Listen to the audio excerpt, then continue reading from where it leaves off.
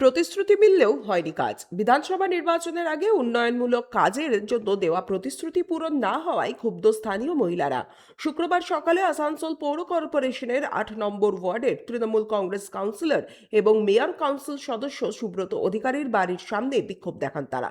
ঘটনায় বিক্ষোভকারী আশুতি কিস্কু অভিযোগ করেন, নির্বাচনী প্রচারের সময় এলাকায় রাস্তা নির্মাণ, নিকাশি ব্যবস্থা উন্নতি এবং উন্নত পানীয় জলের সুবিধা প্রদানের প্রতিশ্রুতি দেওয়া হয়েছিল, কিন্তু দীর্ঘ সময় পেরিয়ে গেলেও এই সমস্যাগুলির সমাধান হয়নি। ফলে স্থানীয় বাসিন্দারা প্রতিদিন চরম দুর্ভোগের শিকার হচ্ছেন। মহিলারা জানান, তারা বারবার জনপ্রতিনিধিদের তাদের সমস্যার কথা জানিয়েছেন, কিন্তু কোনো স্থায়ী সমাধান পাননি। তারা মেয়র কাউন্সিল সদস্যের বাড়ির সামনে বিক্ষোভ করতে বাধ্য হন। তারা তাদের রাস্তা, নিকাশি এবং পানীয় জলের সমস্যা অবিলম্বে সমাধানের দাবি জানান। আমাদের ভোটে আগে বলেছিল যে আমাদের জলের সমস্যা হচ্ছে, ড্রেনের রোডে অর্ধেকটা রোড হয়েছে, অর্ধেকটা হয় না। আর জলের জন্য একবার এসেছিল, তো রানারদা বলেছিল সেগুলো অ্যাপ্লিকেশন লিখতে হবে, সেগুলো জমা হয়েছিল। তো আমাদের জলের জন্য কষ্ট হচ্ছে। ঘরে ঘরে লাইট, পাড়াতে লাইট ও কলোনিতে হয়েছে, আর অন্য গ্রামে হয়েছে, কিন্তু আমাদের পাড়াতে হচ্ছে না। সেই জন্য একটু রানারদার সাথে একটু কথাবার্তা।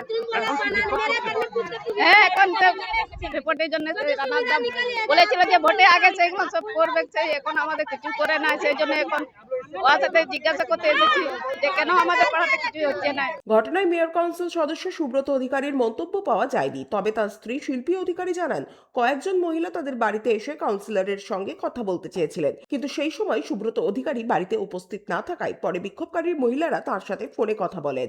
কাউন্সিলরের কাছে কিছু জিজ্ঞাসাবাদ করতে এসছে, তো উনি তো বাড়িতে নেই, একটু বাইরে গেছেন। কি ডিমান্ড করছে ওরা?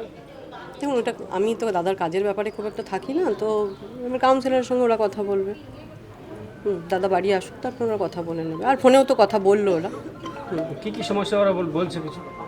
ওরা বলছে জল দেখুন দাদা তো কাজ করেছে, না করা নয়, এবার দাদার সঙ্গে ওরা সামনাসামনি বসলে সেটা ক্লিয়ার হবে। ঘটনায় বেশ কিছুক্ষণের জন্য এলাকায় উত্তেজনা সৃষ্টি হয়। দ্রুত রাস্তা নির্মাণ, নিকাশি ব্যবস্থা ও পানীয় জলের সমস্যার সমাধান না হলে আগামীতে আরো বড় আন্দোলনের হুঁশিয়ারি দিয়েছেন বিক্ষোভকারীরা। গুরমিত সিং, 99 নিউজ বাংলা, জামুরিয়া। আপনারা দেখছেন 99 নিউজ বাংলা। বদলাবো আমরা।